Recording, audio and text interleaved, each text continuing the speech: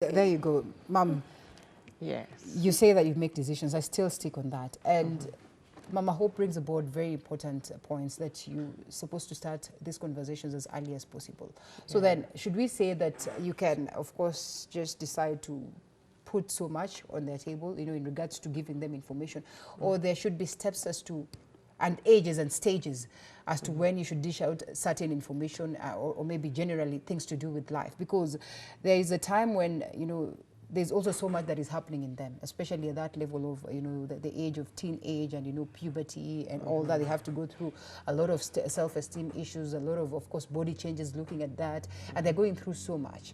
And now at this time is when you think it's right for you to start now discussing issues that are crucial. So I think it's important that as parents we understand what stages should we start having candid discussions, and who should it be left to address these issues aside from the parents, the teachers, the peers, the world at large, especially at this time of internet?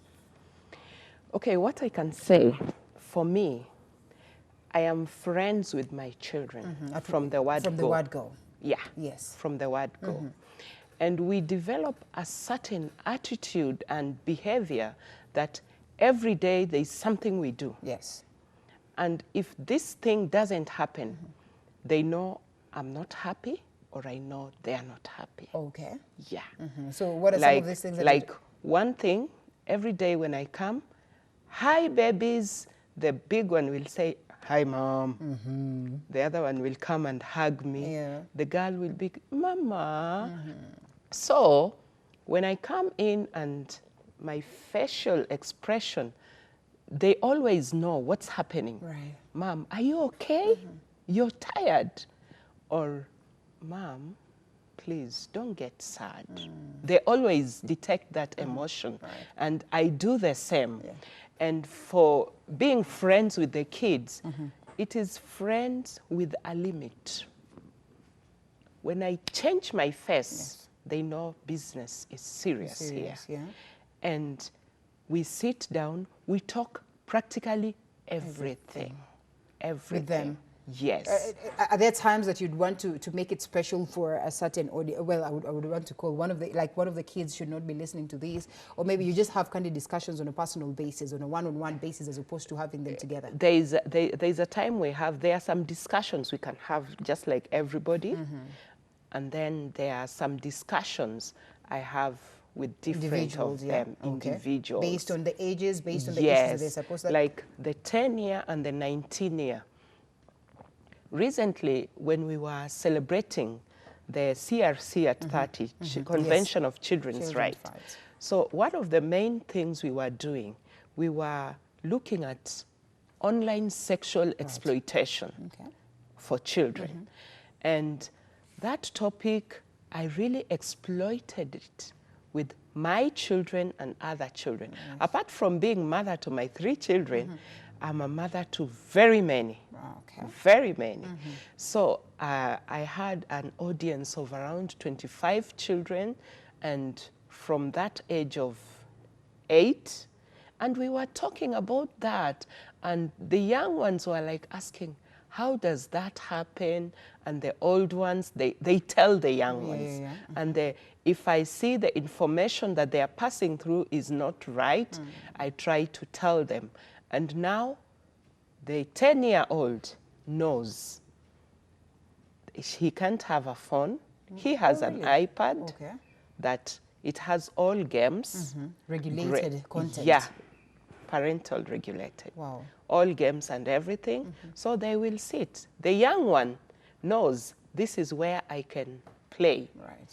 And the old one, no matter how old you are, he is still in school. He will be doing 4th form next year. Right. So I tell him, there is no phone for you. Oh, really? Yeah. Okay, let's come to you, Gloria. This is interesting. In as much as maybe we might not have so much of time to discuss this, but in your own capacity, do you suppose that sometimes there are times where parents have infringed on the rights of the young turks? And is there a different approach that you'd want them to approach issues based on the interactions that you have with your fellow friends and all that? For instance, there are numerous times when, as a youth or as a teen, you felt like, you know what, I'm being misunderstood. Mom, you don't understand. Mom, you don't know where I'm coming from. Mom, this and this and this. Mom, you know I need a phone for this reason and that reason and everything. Mom, by the way, on YouTube, I can find answers to some of the questions that you actually cannot give me, because also the system of education is changing by the day. Okay. And I'll tell you as something as, you know, there's digital literacy.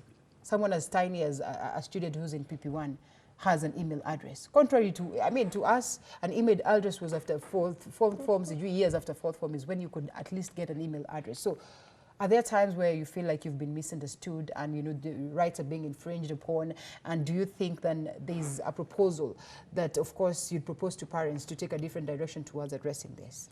I think on that, the thing that African parents really go wrong, it's on discipline. There's so many different ways to discipline a child without totally beating the child. Unajua ukichapa mtoto leo umchape kesho atazoea. So anasemanga atanichapa na itaisha. Yeah. But you say if you get close to your kids, as they're saying, and you learn to talk to them when you know something is wrong, talk to them. I think things will be different in our country. Sisi tulikuwa tunachapa siku zetu ile serious. Well, in a way, I don't see anything wrong. Kuchapa si mbaya, lakini there is a way you can do it, even the child becomes resentful to you. So I think Mama Hope, come in on this one and tell us, you know, this conversation, by then this debate is ongoing. Someone will tell you the good book says, you know, you don't spare the road, you spare the road and you spoil the child. Someone will tell you, oh, enzi zetu tulikuwa tunachapa, and maybe that's why there was some sanity in the society. And today we see, you know, kids going through a lot of issues, stress, depression. Some of them are suicidal. Some of them are out there, you know, and the things that they're doing are things that are not so good to look at. So do you suppose it's because then we are transforming from that Westernized, you know, from that, of course, African setup, and now we're crossing over to becoming more Westernized, said that we argue, or we are just taking zile vitu zenye tunafikiria zinaweza tusaidia na maybe hazitusaidii. Unajua, that's a different setup. To them, kuchapa mtoto ni tabu, ni makosa. You sit them down and make them understand. Contrary to what is here today. Watoto wetu kweli ni wakukalisha chini na kuwasikiza na kuambia tu hivi na hivi bila kuwachapa. Wacha niseme kulingana tuseme saa zingine na mzazi na pia na mtoto. Unajua kuna time inafika mtoto inakupatia tu stress. Nakumbuka huwa wangu wa 19 years kuna wakati alinipatia stress sana mpaka nikaona hii lazima sasa nigonge. Niligonga, ilifika mahali kaniambia, "Mom, kugonga tu ndio nataka." Kugonga. Niligonga, nikaanza sasa tena kuregret. Juu uko normal kweli. Sasa mpaka ikafika mahali nikaona kugonga itasaidia. Wacha tu kwanza nimpatie time, nimsome, nijue shida ni nini. All right, so saa zingine wacha tuseme it's good that we are adapting a situation ile tunatoroka from the viboko. We still are not caning students today in school. Contrary to what was there. The cane was there for sure. Mama yako anakuja shule anakuchapa from there in the presence of other students.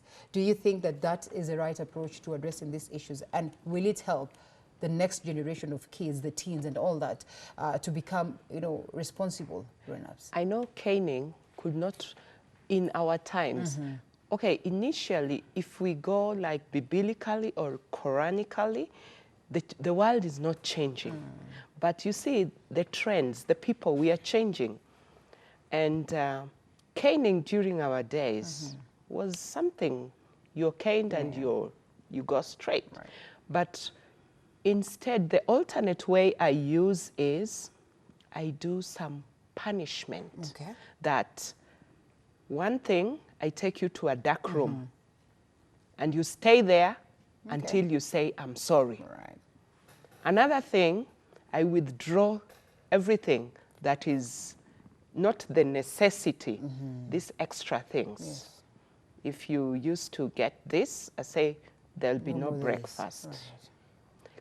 So in those things, you know, these are things which affect them.